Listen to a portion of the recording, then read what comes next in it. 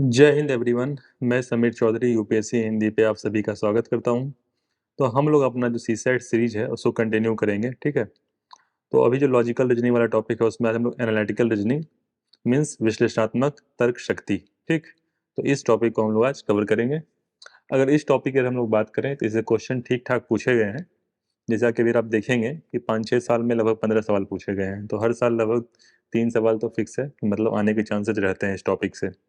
तो और ये टॉपिक मैंने देखा कि एक बहुत ही आसान टॉपिक है। इसमें कुछ ऐसा नहीं है कि भाई आपका कुछ प्रीवियस नॉलेज चाहिए।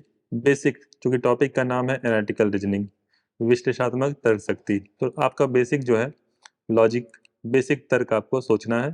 उसी के बेसिस पे सवाल निकलेंगे और वो अभी आप लोग देखेंगे भी। जब मैं सवाल ऐसे सॉल्व करूंगा पीवाईक्यू, तो अगर आप देखेंगे भी तो ये सवाल इसके लिए कुछ आपको प्रीवियस नॉलेज या कुछ प्रीवियस उस पर डिपेंड नहीं करता। आपको कुछ थ्योरी पढ़ने की आवश्यकता नहीं है, सीधा आप क्वेश्चन पे जो है जा सकते हैं। तो सबसे पहला जो क्वेश्चन है वो आपका यूपीपीसीएस 17 का सवाल है। तार बनाने के लिए चांदी का प्रयोग नहीं किया जाता है, ठीक है। तो आप लोग भी बेसिकली वायर्स देखते ही होंगे, इलेक्ट्रिक वायर्स की बात कर रहा है। तो कॉपर्स की, एल्यूमिनियम की हम लोग वायर देखते हैं जो भी यूज होता है, ठीक है। सिंपल सी बात है, चांदी और सोना ये सभी बहुत महंगे मेटल्स हैं, ठीक है। और निश्चित तौर पे जो है दूसरा बोला चांदी कुचालक है, मतलब इलेक्ट्रिसिटी संचालन नहीं करता है, बिजली संचालन नहीं करता है। ऑब्वियसली करता है, मेटल है, ऑब्वियसली करेगा, ठीक है। तो चांदी जो है वो सुचालक है, इसमें तो कोई शक नहीं है कि कंडक्टर है, ठीक, इंसुलेटर नहीं है।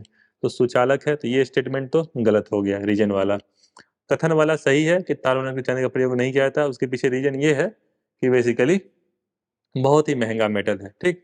तो आर असत्य है और एसर्शन जो है वो सत्य है, कथन सत्य है। तो ये आपका क्या हो जाएगा, सी वाला ऑप्शन हो जाएगा। तो ऐसे ही आपको लॉजिक सोचना है, इसमें क्या नॉलेज, बहुत ही बेसिक नॉलेज चाहिए। नेक्स्ट, आधार वाक्यों के लिए समूह से निम्नलिखित में से कौन निष्कर्ष वैध रूप से निकलता है। तो दो स्टेटमेंट दिए हुए हैं, इसमें से कौन सा एक प्रकार से वैध रूप से निकलता है। देखिए प्रश्न जो कहता है वैसे करिए। पहला स्टेटमेंट बोला है सभी विमान चालक बहादुर हैं, मतलब सभी विमान चालक बहादुर व्यक्ति हैं, ठीक है। तो मान लीजिए कि बहादुर व्यक्ति, इस प्रकार से आपको थोड़ा सा सीखना पड़ेगा ड्रॉ करने में ताकि आपको आसानी हो, इसके बिना भी हो सकता है। लेकिन मान लीजिए कि सभी विमान चालक बहादुर व्यक्ति हैं, तो मान लीजिए इसमें विमान चालक हो गए, बहादुर लोग तो बहुत हो सकते हैं, लेकिन सभी विमान चालक मतलब एक प्रकार से जो भी आपका वो करते हैं, विमान चलाते हैं। तो ये छोटा वाला गोला जो है ये आपका विमान चालक के लिए हो गया, छोटा वाला गोला। और बड़ा वाला गोला जो है ये मैंने बहादुर लोगों के लिए बना दिया, ठीक है। मतलब ऐसे भी कुछ लोग हो सकते हैं जो विमान चालक नहीं हो फिर भी बहादुर हो, तो उनके लिए ये बाकी पोर्शन है। उसके सभी अंतरिक्ष यात्री विमान चालक हैं, ठीक है। तो जो क्वेश्चन में कह रहा है वैसे कर दिए, सभी अंतरिक्ष यात्री विमान चालक हैं। तो इससे छोटा गोला जो है ये अंतरिक्ष यात्री के लिए हो जाएगा। तो ये वाला जो है ये अंतरिक्ष यात्री के लिए हो जाएगा, ठीक है। अब समझिए, जो मैंने प्रश्न कहा उसके हिसाब से मैंने कर दिया। पहला बोला सभी विमान चालक बहादुर व्यक्ति हैं, इसका अंदर बहादुर एक बड़ा गोला है जिसके अंदर सभी विमान चालक आ गए, ठीक है। इसके अलावा भी कई लोग बहादुर हो सकते हैं, लेकिन हाँ ये फिक्स है कि सभी विमान चालक बहादुर हैं। तो अब देखिए बहादुर के अंदर विमान चालक आ गया, इसका मतलब सभी के सभी विमान चालक बहादुर व्यक्ति हैं। दूसरा, सभी अंतरिक्ष यात्री विमान चालक हैं। सिमिलरली मैंने अंतरिक्ष यात्री को विमान चालक के अंदर गोला बना दिया, इसका मतलब ये फिक्स हो गया कि सभी अंतरिक्ष यात्री विमान चालक हैं। लेकिन इसका ये भी साथ साथ मतलब निकलता है कि जरूरी नहीं है कि सभी विमान चालक अंतरिक्ष यात्री हों, उल्टा नहीं होगा। जैसे सभी बहादुर व्यक्ति जरूरी नहीं है कि विमान चालक होंगे, समझ रहे हैं ना, उल्टा नहीं होगा। ऑब्वियसली छोटा वाला गोला बड़े वाले गोले के अंदर आ गया, तो इसमें जो भी चीजें होंगी छोटे वाले गोले में वो अपने आप बड़े वाले गोले में आ गई, ठीक, मतलब सारी क्वालिटी। लेकिन बड़े वाले गोले गोले की क्वालिटी जरूरी नहीं है, जैसे ये वाला पोर्शन जरूरी नहीं है कि इसमें आ जाए, समझ रहे हैं ना। तो जैसे कि जरूरी नहीं है कोई ए है, ये ए है, ये बी में आ जाए, नहीं ऐसा नहीं होगा, ठीक। तो ये बेसिक कॉन्सेप्ट है, इसमें कोई ऐसा मुश्किल नहीं है। तो इसमें से निष्कर्ष क्या निकल सकता है। पहला निष्कर्ष इसमें दिया हुआ है कि सभी विमान चालक अंतरिक्ष यात्री हैं। देखिए सभी विमान चालक अंतरिक्ष यात्री हैं क्या, नहीं। ये वाला जो पोर्शन होगा वो अंतरिक्ष यात्री नहीं है, ये वाला जो पोर्शन होगा वो अंतरिक्ष यात्री नहीं है, सिंपल सी बात है। तो ये तो गलत हो गया। फिर बोला सभी विमान चालक बहादुर व्यक्ति हैं। तो सभी विमान चालक, चूंकि विमान चालक के लिए ये वाला गोला है, ये वाला गोला है विमान चालक के लिए, और ये बहादुर के अंदर आ गया, बहादुर वाले गोले, ये बड़ा वाला गोला बहादुर लोगों के लिए है, ठीक है, उसके अंदर आ गया।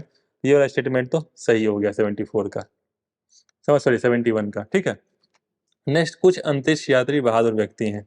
कुछ अंतरिक्ष यात्री बहादुर व्यक्ति हैं, नहीं।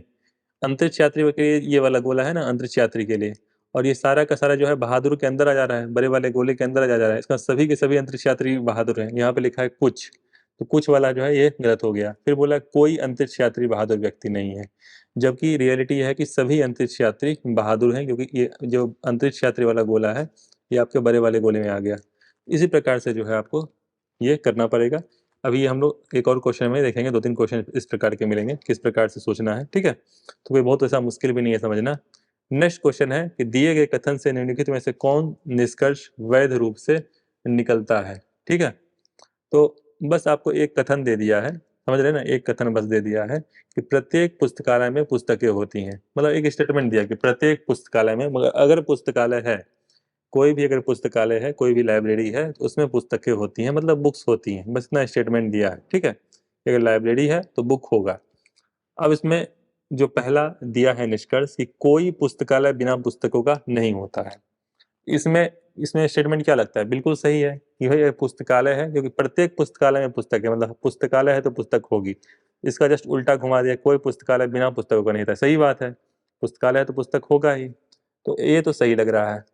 फिर पुस्तकालय केवल पुस्तकों के लिए होता है, क्यों भाई? और भी चीजें हो सकती हैं, टेबल चेयर्स, ठीक है, बुक सेल्फ हो सकती हैं, ढेर सारी चीजें हो सकती हैं। तो जरूरी नहीं है सिर्फ पुस्तकें हों, ठीक। तो ये बिल्कुल नहीं, पुस्तकें केवल पुस्तकालय में होती हैं, क्यों? कहीं और भी हो सकती हैं, ठीक है, शॉप पे हो सकती हैं। तो ऐसा भी कुछ नहीं है। कुछ पुस्तकालयों के पास पाठक नहीं होते हैं, ऐसा थोड़ी ना है, ठीक है। तो एक ही मात्र ये जो सबसे वैलिड जो एक प्रकार से निष्कर्ष निकल रहा है वो ये निकल रहा है, ठीक। अब आइए नेक्स्ट वाले पे। देख रहे हैं कितना आसान सा सवाल बेसिकली इससे आता है, तो ये गलती नहीं होना चाहिए। नेक्स्ट, क्या विलासितापूर्ण होटल को भारत में प्रतिबंधित कर देना चाहिए? तो ऐसा ये कथन दे दिया, क्वेश्चन मार्क लगा दिया, ठीक है। तर्क दिया जा रहा है, हाँ, क्या तर्क दिया गया? पहला, ये वे स्थान है जहां से अंतर्राष्ट्रीय अपराधी कार्यरत होते हैं। ऐसा थोड़े ना है। मान लीजिए कोई 5 स्टार होटल है, ताज होटल है, कोई भी बड़ा होटल है, जरूर थोड़ा है भाई कि वहाँ पे जो रूम ले रहा है वो बेसिकली जो है कोई टेररिज्म एक्टिविटी करने के लिए आया है, समझ रहे हैं ना। ऑब्वियसली जिनके पास पैसे हैं वो ले सकते हैं 5 स्टार होटल में रूम, ठीक। तो ऐसा पहला कोई रीजन निकल नहीं रहा है। दूसरा बोला नहीं, अमीर विदेशी पर्यटक ठहरने का कोई स्थान नहीं रह जाएगा। ये रीजन सही लग रहा है। अगर सभी अच्छे होटलों को और बंद कर दिया जाए, 5 स्टार होटलों को, तो जो बेसिकली विदेशी पर्यटक हैं और अमीर हैं उनको बेसिकली जो है अच्छा होटल चाहिए, और नहीं मिलेगा तो फिर एक प्रकार से वो नहीं आएंगे, समझ रहे हैं ना, उस जगह पे। तो ये एक रीजन हो सकता है। तो केवल तर्क 2 प्रबल है, ठीक। ऐसे ही आसान चीजें आपको basic reasoning, basic thought process से जो है सवाल निकल जाएंगे। अब अगला सवाल देखिए, यदि दिए गए कथन 1 तथा 2 सत्य हैं, मतलब बोल रहा है कि 1 और 2 सत्य हैं, ये दोनों सत्य हैं, ऐसा कह दिया, तो निष्कर्ष 1 और 2 में से कौन सा निर्गत होता है? मतलब इन दोनों कथनों से कौन सा निष्कर्ष निकलता है, इन दोनों में से कौन सा निष्कर्ष निकलता है ये बताना है, ठीक है। पहला बोल रहा है कुछ मंत्री अध्यापक हैं, ठीक। तो कुछ मंत्री अध्यापक हैं, मतलब ये मान लीजिए मंत्री का गोला है, ये मंत्री को मैं मंत्री लिख दे रहा हूँ, ठीक है। और ये मान लीजिए अध्यापक का गोला है, ठीक, ये मैं अध्यापक लिख दे रहा हूँ, ठीक। तो मंत्री लिख दिया, मान लीजिए मंत्री वाला गोला हो गया अध्यापक। कुछ बोल रहा है मतलब ऑब्वियसली कुछ मंत्री अध्यापक हैं, कुछ अध्यापक मंत्री हैं। तो ये पहला स्टेटमेंट के हिसाब से मैंने गोला बना दिया। फिर बोल रहा है कि सभी अध्यापक विद्वान हैं, सभी अध्यापक विद्वान हैं। तो सभी अध्यापक विद्वान हैं, मतलब विद्वान वाला जो गोला होगा वो अध्यापक से बड़ा गोला होगा, ठीक है, इस तरह से कुछ। ये विद्वान वाला गोला हो गया, ठीक, ये आपका विद्वान वाला गोला हो गया, ठीक है ना। अब देखिए मैंने 3 गोले बनाए। पहला स्टेटमेंट के हिसाब से मैंने बनाया कुछ मंत्री अध्यापक हैं, तो मैंने बना दिया। फिर बोला सभी अध्यापक विद्वान हैं, तो अध्यापक को कवर करने के लिए मैंने एक बड़ा गोला बना दिया कि सभी के सभी अध्यापक विद्वान के अंतर्गत आ गए, ठीक है। उल्टा नहीं है कि सभी विद्वान अध्यापक हैं, ठीक। तो पहला निष्कर्ष निकलता है कुछ मंत्री विद्वान हैं, तो कुछ मंत्री विद्वान हैं। ऑब्वियसली देखिए ये वाला जो रीजन आ जाएगा, ये वाला रीजन, ये वाला रीजन, ये इसमें मंत्री भी हैं और विद्वान भी हैं, दोनों चीजें हैं, समझ रहे हैं ना। इस गोले में भी आ गया, ये वाला जो गोला है इसमें भी आ गया, और मंत्री वाले गोले में तो है, इस वाले गोले में तो ये वाला रीजन है ही। तो एक प्रकार से ये वाला जो पूरा रीजन हो गया, ये मंत्री भी हैं और विद्वान में, तो कुछ मंत्री विद्वान हैं, बिल्कुल सही है। सभी विद्वान अध्यापक हैं, सभी विद्वान। अब देखिए इस बात को समझिए, सभी अध्यापक तो विद्वान हैं, क्योंकि पूरा का पूरा अध्यापक वाला गोला जो है ये विद्वान के अंदर आ गया। लेकिन ये वाला जो पोर्शन है, ये वाला, ये विद्वान तो है लेकिन अध्यापक नहीं है, ये विद्वान है लेकिन अध्यापक नहीं है। तो यहाँ लिख रहा है सभी विद्वान अध्यापक है, तो ये गलत हो गया, ठीक। तो केवल निष्कर्ष एक। तो पहला कंक्लूजन जो है वो एक प्रकार से कंक्लूड होता है, निर्गत होता है, ठीक है, केवल निष्कर्ष एक। तो इसका आपका 74 का ए हो जाएगा। तो इसी प्रकार से आपको लॉजिकली सोचना है। इस कक्षा के अधिकांश छात्र बुद्धिमान हैं, मतलब कक्षा मतलब क्लास। तो ये मान लीजिए आपका क्लास है, ठीक है, ये क्लास है। इसके अधिकांश छात्र बुद्धिमान है, ठीक है, अधिकांश छात्र। तो अधिकांश को मैं इस प्रकार से, अगर सारे छात्र होते तो पूरा दोनों गोला बराबर हो जाता, ऐसा लिख देता, ठीक है। सारे छात्र तो एक प्रकार से वो हो जाता। तो अधिकांश छात्र एक प्रकार से जो है ये बुद्धिमान है। ये बुद्धिमान वाला गोला हो गया, ठीक है, कि मतलब अधिकांश छात्र जो है वो बुद्धिमान है क्लास में। तो इससे क्या कथन जो है निष्कर्ष के रूप में निकलता है, ठीक है। तो पहला स्टेटमेंट बोल रहा है कोई भी ऐसा छात्र नहीं जो बुद्धिमान ना हो। क्यों भाई? अधिकांश छात्र बोला बुद्धिमान है, कुछ ऐसे छात्र तो हैं जो बुद्धिमान नहीं है, ठीक है। यहाँ पे पहला स्टेटमेंट कोई भी ऐसा छात्र नहीं है जो बुद्धिमान नहीं है। क्यों? और ये वाला पोर्शन क्या है, जो बुद्धिमान है वही छात्र है, लेकिन क्लास के अंदर आ गए तो ये वाला स्टेटमेंट जो है वो गलत हो जाएगा। बोला कुछ ऐसे छात्र हैं जो कम बुद्धिमान है, बिल्कुल, क्योंकि अधिकांश छात्र बुद्धिमान हैं तो ऑब्वियसली जो बच गए कुछ छात्र वो बुद्धिमान नहीं है। तो ये वाला स्टेटमेंट सही लग रहा है। तीसरा बोला सभी छात्र बुद्धिमान है ना, सभी छात्र बुद्धिमान थोड़े हैं, कुछ कम बुद्धिमान वाले भी हैं, जैसे ये वाला पोर्शन हो गया, ठीक है। तो ये वाला भी गलत हो गया। लास्ट है कुछ छात्र बुद्धिमान है, नहीं बोल रहा है, प्रश्न में ही बोल दिया कि अधिकांश छात्र बुद्धिमान है, तो ये भी गया, ठीक। तो बी ऑप्शन हो जाए कुछ ऐसे छात्र हैं जो कम बुद्धिमान है। तो ऐसे ही जो है आपको लॉजिकली सोचना पड़ेगा।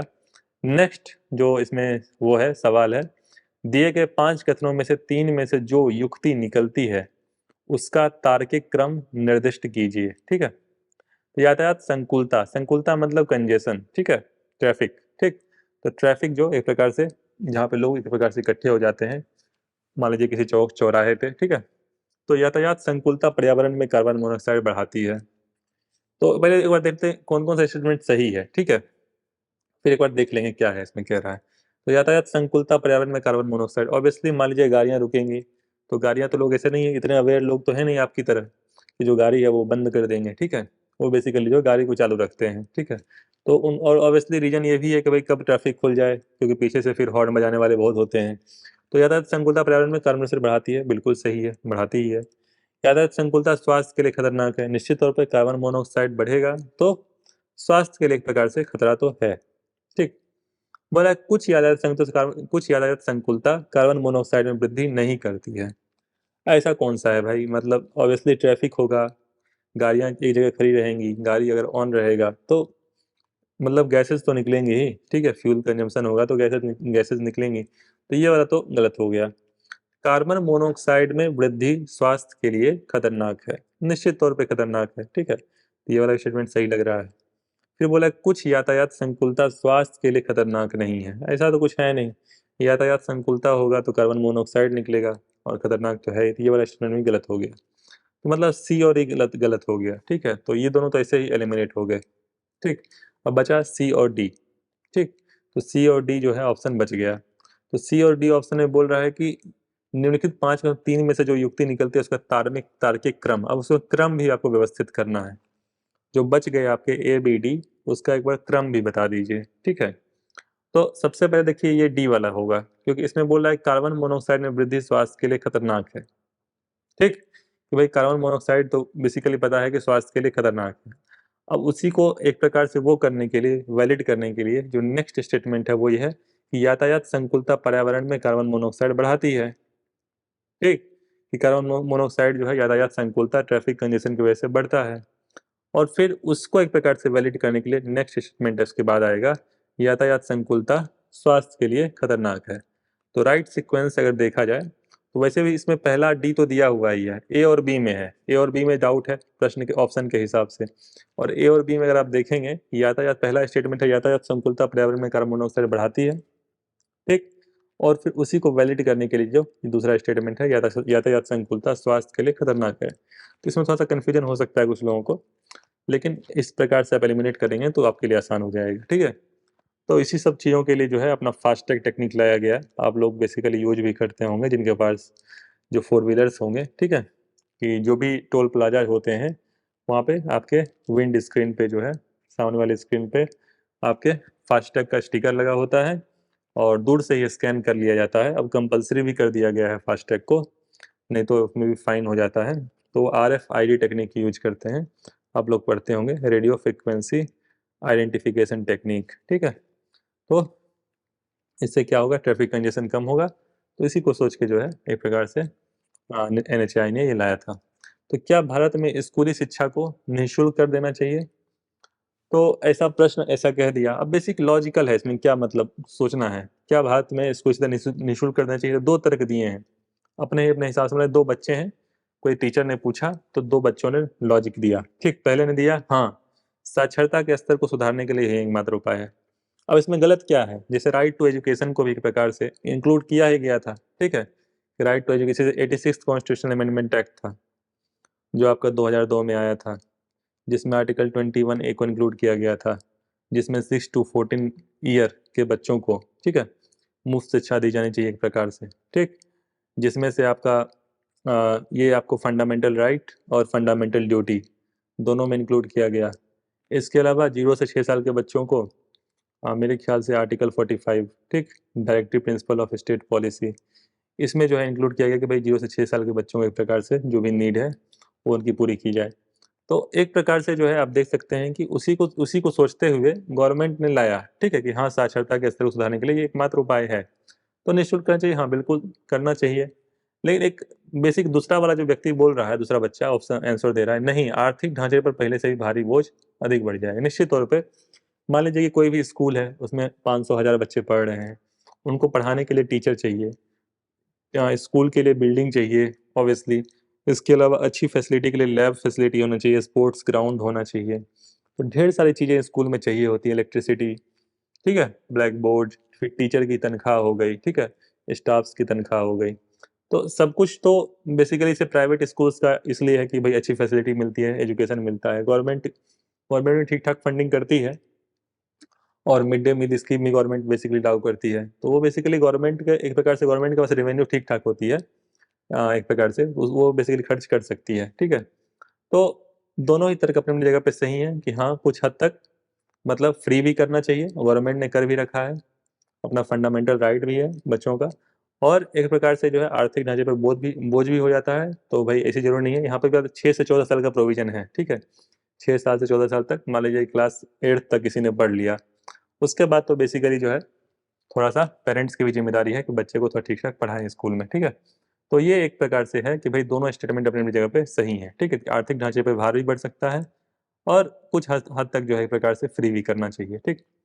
तो इसमें जो है ये आपका जो ये क्वेश्चन था, ये आपका 77 था ना, तो 78, तो वो वाला जो स्टेटमेंट है इसमें दोनों एक प्रकार से सही है, ठीक है। इसका यही होगा कि दोनों स्टेटमेंट जो है वो अपनी जगह पे सही है। अब नेक्स्ट है 80। तो 80 वाला जो है इसमें बोल रहा है कि निम्नलिखित कथनों पर विचार करिए और निष्कर्ष में से सही उत्तर चुनिए, ठीक है। तो बिल्कुल पहला स्टेटमेंट बोला है सभी ज्ञान अच्छा होता है, सभी ज्ञान अच्छा होता है, ठीक। तो अच्छा एक प्रकार से बड़ा गोला हो गया, अच्छा बड़ा गोला हो गया, उसमें ज्ञान आ गया, ठीक। तो सभी ज्ञान अच्छा होता है मतलब ज्ञान के अलावा भी कई चीजें हो सकती हैं। ये वाला पोर्शन जो हो गया उसी को रिप्रेजेंट कर रहा है कि ज्ञान के अलावा भी कई चीजें हो सकती हैं जो अच्छी होती हैं, लेकिन ये फिक्स है कि सभी ज्ञान अच्छा होता है, इसलिए ज्ञान जो है अच्छा के अंदर आ गया। फिर बोला सभी ज्ञान कठिन होता है, सभी ज्ञान जो होता है वो कठिन होता है। तो एक प्रकार से जो है ज्ञान जो है वो कठिन के अंदर भी आ गया, ज्ञान अच्छे के अंदर भी आ गया, मतलब ये मान लीजिए अच्छा वाला गोला हो गया, ज्ञान अच्छे के अंदर भी आ गया, और सभी ज्ञान कठिन भी होता है, तो मतलब ज्ञान जो है वो कठिन वाले गोले के अंदर भी आ गया, ठीक है। ऐसा कुछ स्थिति बनेगा, ये वाला जो गोला है वो कठिन कठिन के अंदर आ गया, समझ गए ना। तो अब देखिए इससे क्या निष्कर्ष निकलता है कि सभी कठिन चीजें ज्ञान है, सभी कठिन चीजें, मतलब ये देख सकते हैं ये गोला जो है ये वाला, ये कठिन वाला गोला है, तो सभी कठिन चीजें ज्ञान है ऐसा तो है नहीं।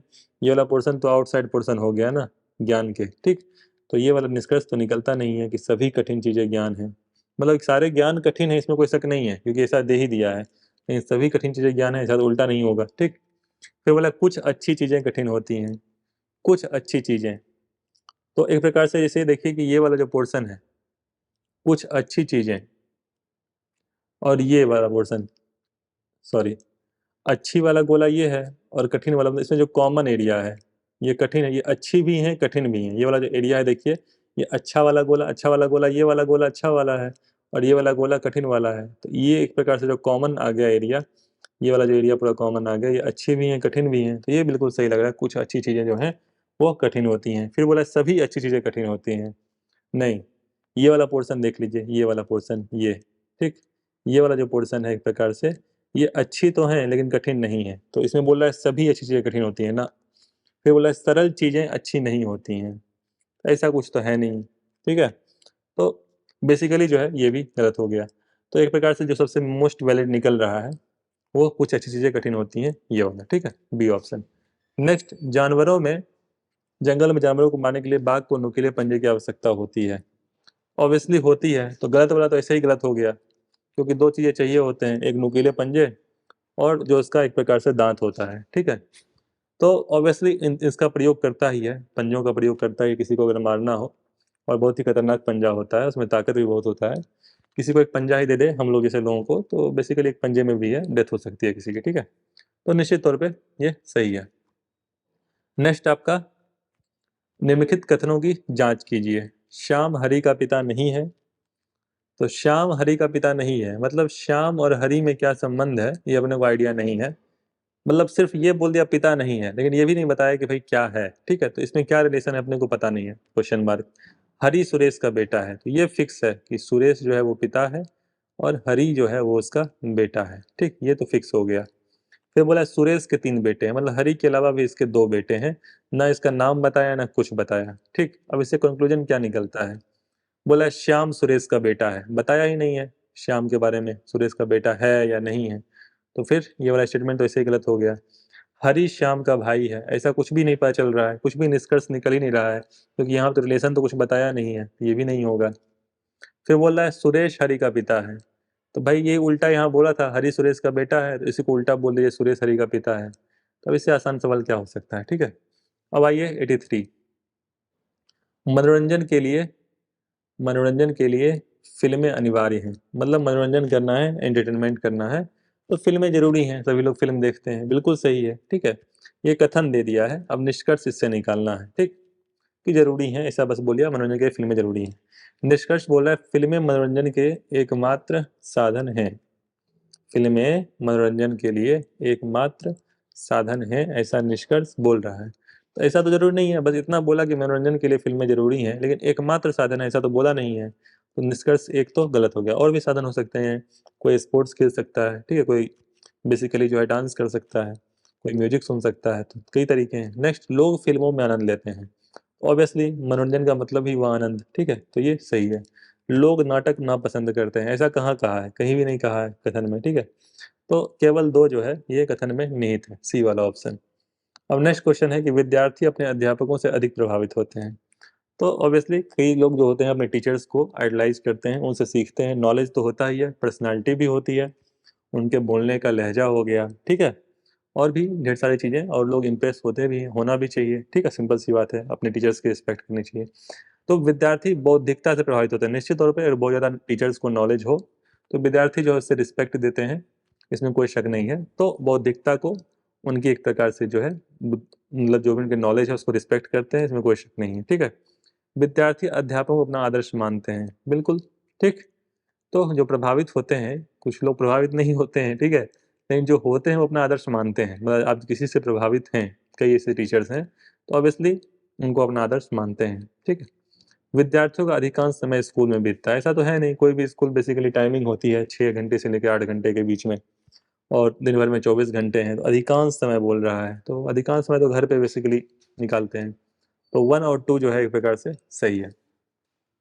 तो नेक्स्ट आपका 78, वकील लोग, जिसमें कथन देखिए, अब यूपी पीसीएस वाले को और कोई कथन पूछने को नहीं मिला, तो देखिए क्या कथन दे रहे हैं। वकील लोग केवल गोरी लड़कियों से विवाह करते हैं, शोभा बहुत गोरी है, ठीक है। एक तो ये हो गया कि भाई वकील लोग जो हैं वो केवल गोरी लड़कियों से विवाह करते हैं, ऐसा स्टेटमेंट दे दिया। फिर बोला है शोभा बहुत गोरी है, अब जरूर थोड़ा ना है कि भाई वकील लोग गोरी लड़कियों से करते हैं, गोरी लड़कियां जरूर थोड़ा ना है कि भाई वकील से विवाह करती हैं, ऐसा तो कोई स्टेटमेंट बोला नहीं है, ऐसा तो नहीं बोला ना। बोल रहा है कि वकील लोग, तो ये फिक्स है कि वकील लोग गोरियों से करते हैं, गोरी लड़कियों से, ये तो फिक्स है। लेकिन ऐसा कुछ नहीं बोला कि जो गोरी लड़कियां होती हैं सिर्फ वकील से करती हैं, ऐसा तो कुछ बोला नहीं है। बस इतना बोला शोभा बहुत गोरी है, तो शोभा का विवाह किसी वकील से हुआ है, हो सकता है हुआ होगा, ठीक है।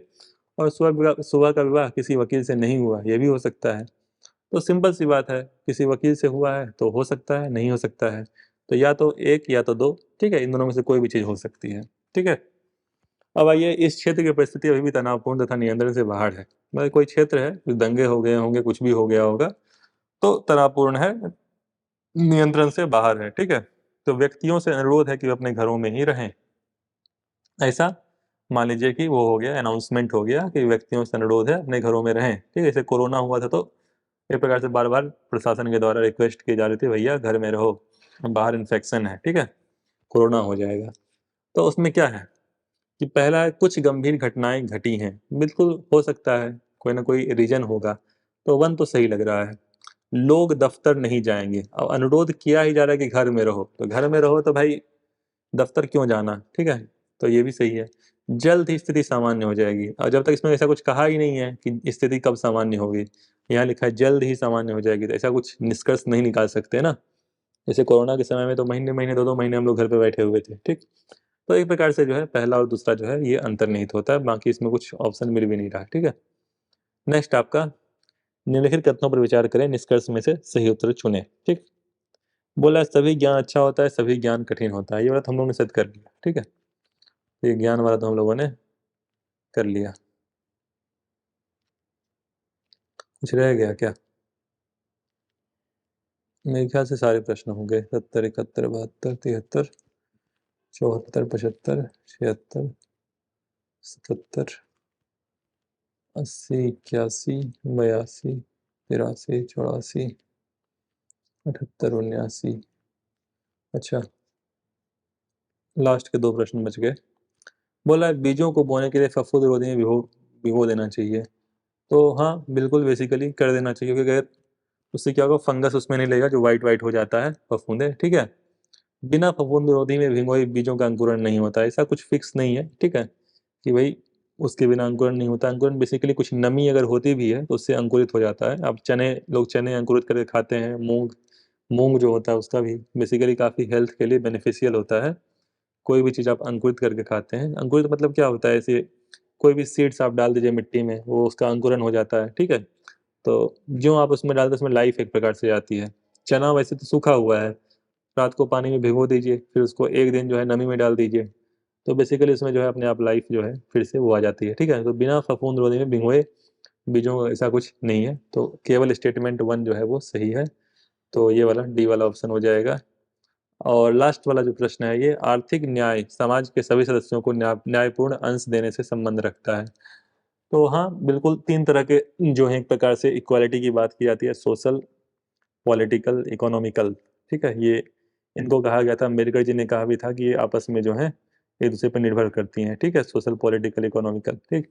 तो आर्थिक न्याय भी एक प्रकार से है, इकोनॉमिकल जस्टिस की भी बात हो गई, ठीक है, कि सभी समाज के सभी सदस्यों को न्यायपूर्ण अंश देने में संबंध रखता है। न्याय संगतता, ठीक है, न्याय संगतता, समानता, आवश्यकता, वितरण के संभावित मापदंड हैं। तो निश्चित तौर पे ये भी स्टेटमेंट सही लग रहा है, ठीक। तो स्टेटमेंट वन भी टू सही है, दो भी सही है।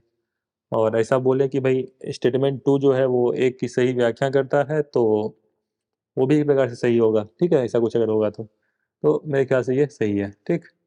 तो आई थिंक यही कुछ प्रश्न थे, सारे के सारे प्रश्न आसान थे। और देखते हैं नेक्स्ट टॉपिक जो भी होगा हम लोग करेंगे। तब तक के लिए गुड बाय, जय हिंद। लेक्चर सही लगे तो लाइक कर दीजिएगा, बाय।